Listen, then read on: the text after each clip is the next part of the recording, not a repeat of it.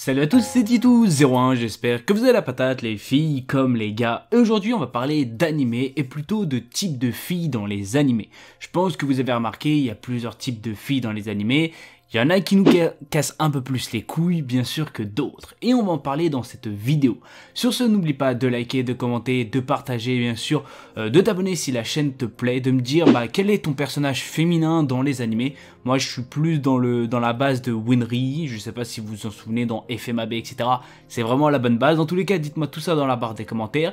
Et on va s'attaquer tout de suite dans cette vidéo. Alors, on va parler des Zétarés. Je pense que vous en avez déjà vu, plutôt dans l'animé Sakurasu no Pet Nakanojo. Si vous ne l'avez pas vu, je vous le conseille fortement, il vaut énormément le détour.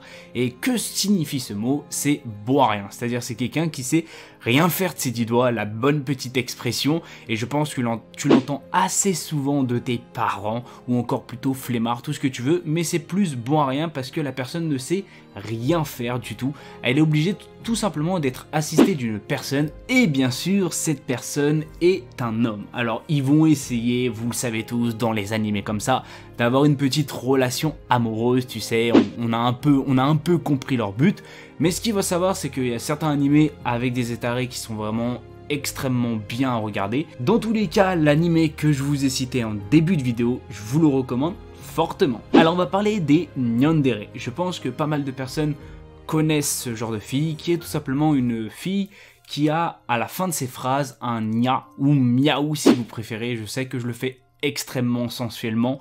Ce qu'il va savoir, c'est que ce genre de fille est très joueuse, vraiment affectueuse, très généreuse. Il y a vraiment tout qui est regroupé dans ce genre de fille, mais tout le monde n'apprécie pas trop cela parce que c'est vraiment, pour ma part, je trouve c'est un peu enfantin. Alors après, ça dépend vraiment de tout type de personnes.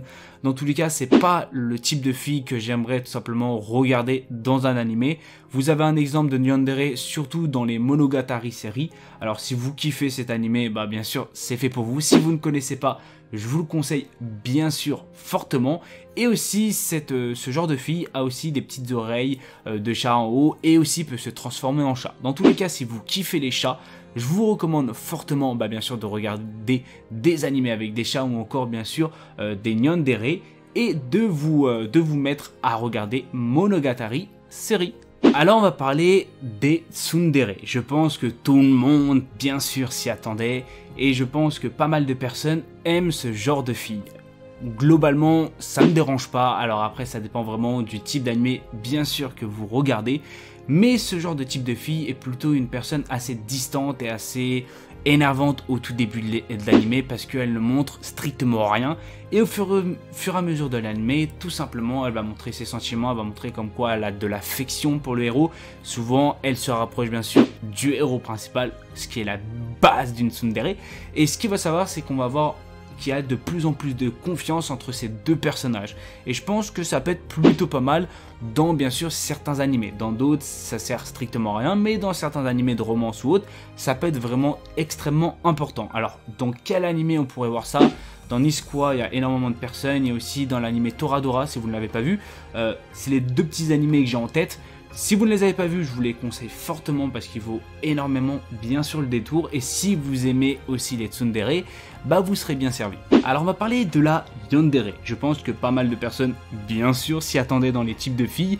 Et la définition exacte est fou amoureuse. Alors bien sûr, vous en avez plusieurs, mais littéralement, ça veut dire ça. C'est que c'est une fille, tout simplement, qui, au fur et à mesure du temps, dans l'animé, va tomber amoureux, bien sûr, enfin plutôt amoureuse d'un certain héros. Et ce qu'il faut savoir, c'est que des fois ça fait, on va pas se mentir, extrêmement peur parce que cette personne-là est capable de tuer pour les héros et même de le tuer. C'est-à-dire, c'est quelque chose quand même, tu te dis, putain, j'ai pas intérêt à être le héros parce que je suis un peu dans la merde. Ce qu'il faut savoir, c'est que si vous voulez un exemple vraiment typique de ce genre de fille, vous avez Mirai Nikki que je vous conseille vraiment beaucoup parce qu'il est vraiment extrêmement bien. Et sinon, comme jeu vidéo, je pense que pas mal de personnes le connaissent déjà, c'est Yandere Simulator. Il y a eu pas mal de vidéos à ce sujet et je pense que le nom en dit déjà long sur la personne, enfin sur ce type de fille. Et sincèrement, ça peut être plutôt pas mal dans certains animés, dans d'autres un peu moins. Et je pense que certains animés comme Mirai Nikki fallait vraiment qu'il y ait ce genre de fille, et c'est extrêmement drôle bien sûr à regarder parce que des fois tu t'y attends pas du tout. Alors là on va parler des Erona. Et ce qu'il faut savoir, c'est que ce genre de filles sont âgées entre 30 et 40 ans. Forcément, c'est pas des lycéennes, sauf si t'as redoublé vraiment plusieurs années, tu vois, à la base. On les catégorise plutôt comme femmes ou encore, si vous préférez, comme des adultes.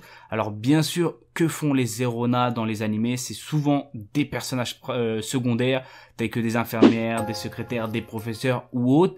Et souvent, que font-ils dans ces animés? Ils ont des atouts vraiment extrêmement attirants et c'est ce qui est plutôt populaire on va dire dans les genres masculins. Alors c'est vrai qu'il y en a plein qui vont se dire que les femmes avec des gros boobs ou encore des grosses fesses peuvent attirer bien sûr les personnes masculines, ce qui est plutôt vrai, on va pas se mentir, mais dans tous les cas, ce qu'il faut savoir, c'est que c'est présent dans pas mal d'animés et ils en font souvent malheureusement par rapport aux lycéennes où ils mettent des obus limite, je sais pas, c'est deux grosses pastèques, tu vois.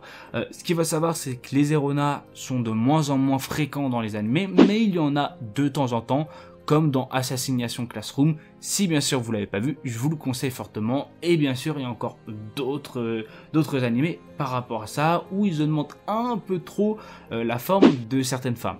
Alors malheureusement c'est la fin de cette vidéo, j'espère qu'elle vous aura fait plaisir. Si vous avez des idées de vidéos, dites-le moi dans la barre des commentaires. N'oublie pas de liker, de commenter, bien sûr de partager, ça me ferait extrêmement plaisir. Si bien sûr la chaîne te plaît par rapport aux animés ou autres, de t'abonner. C'était Titou, sur ce, peace.